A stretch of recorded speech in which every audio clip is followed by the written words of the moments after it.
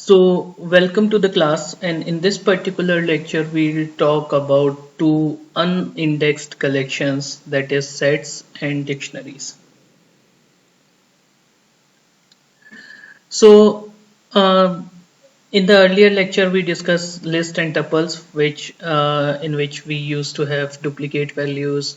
It was, they used to maintain an index, and hence the order was always maintained. But in case of sets, uh, a set is basically a collection of possibly dissimilar but unique elements. So that means it may contain different types of elements or different types of data, but each element has to appear just once in the set.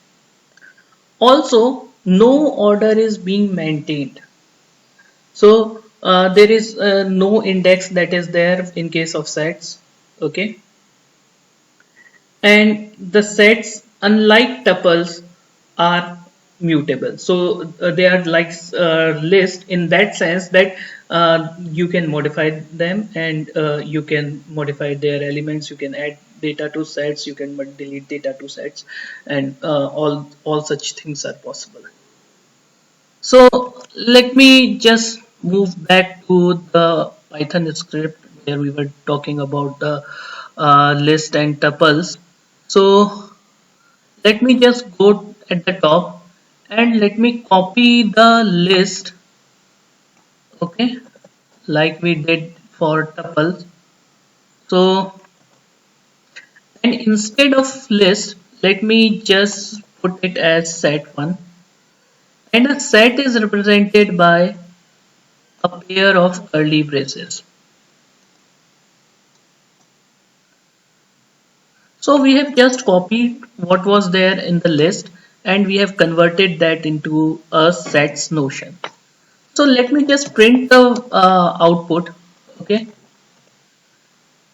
So if you can see that here the sets, this collection has got duplicate values because 1 and 2 are duplicates. Also see that the what is the order of their what is the order of the elements contained in the set. So let me just execute this code and see what we get. One thing that you can note from here is that the order is different. I mean, uh, though you can say that the unique elements have been captured and hence the order is retained, but I can tell you that if you will run on a different machine, it is quite likely that you are going to get uh, you are going to get the elements in a different order. So set and set 1. Also, if you see that the duplicate elements have been deleted. So 1 and 2 were there, they were repeated, but in the output, all this duplicacy has been removed. So one use case for set is that if you want to remove the duplicate elements from a list, okay, then in that case, what you can do, suppose you have got a list like this one, and what you can do, you can convert this list to a set and then convert it back to list and assign it to a variable, let's say list1. So what is happening here? First of all, it will convert this original list into a set, and hence it is going to get converted into a set, and hence the duplicates will be removed. But since list has been converted to set, we'll have to convert it back to the list, and we have used another typecasting here. So let me just execute this code. And okay, so we have forgotten to print the list one. So let me just print list one. Okay, and let me execute this code again. and you can see that from the original list, that was the list, from the original list, all the duplicate values have been removed. Okay.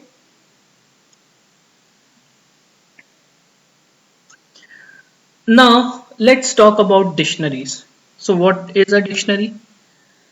Dictionary is basically an associative collection of elements in a key value pair.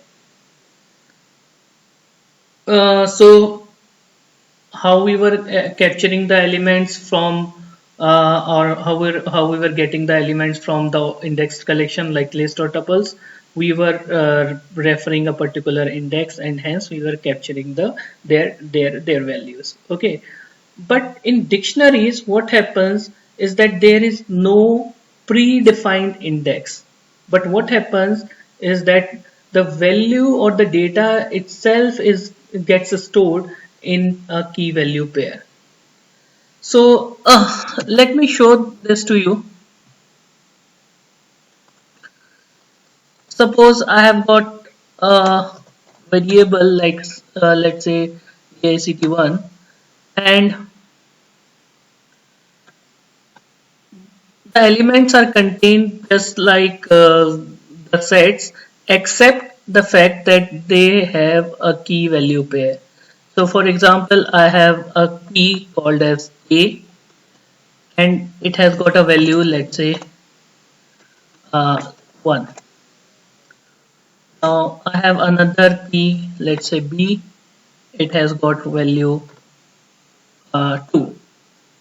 I have another uh, key, let's say C, and it has got another value, let's say 10. So if I print the values of A, B and C, oops, it's not equals to, it's actually colon sign. That is how we represent dictionaries. So let me just print DICT1, and let's also say that these are dictionary operations. Dictionary operations.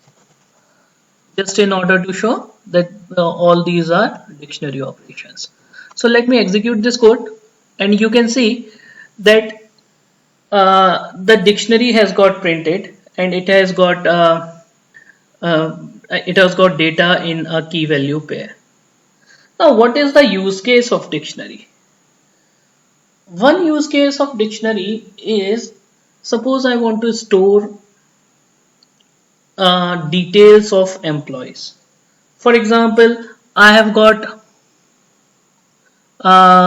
created a dictionary called as employee.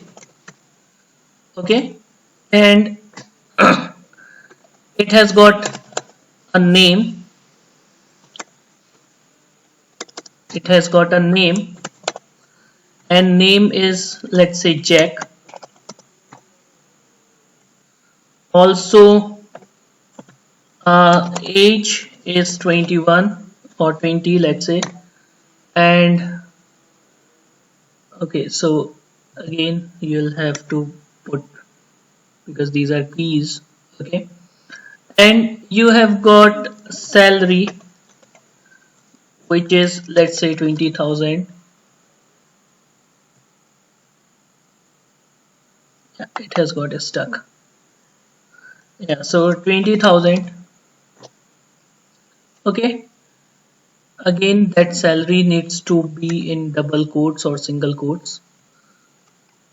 Also, it has got a designation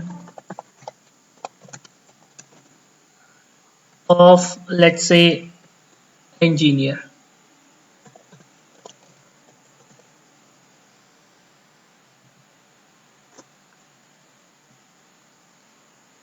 So just for, so let me now print the values of this employee.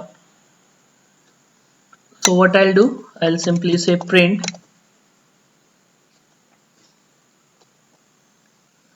employee, and let me execute this code again. So you can see that we are able to store a complete set of data within one data structure. Okay. Now it is also possible for you to combine one or more data sets together. For example, let's say I want to maintain a list of employees. Then what I can do, I have created this employee. So what I can do, I can say like list of employees can be maintained by putting a square bracket around each of these dictionaries. So what I'm doing, I'm just copying and pasting each dictionary element. So again, let me just change these values. So fill age, let's say is 29. Salary is, let's say, 50,000. Designation is, let's say, senior engineer. Okay. Now instead of storing just one value, what now this employee contains, this employee now contains a list of dictionaries. Okay, so let me just execute this code again.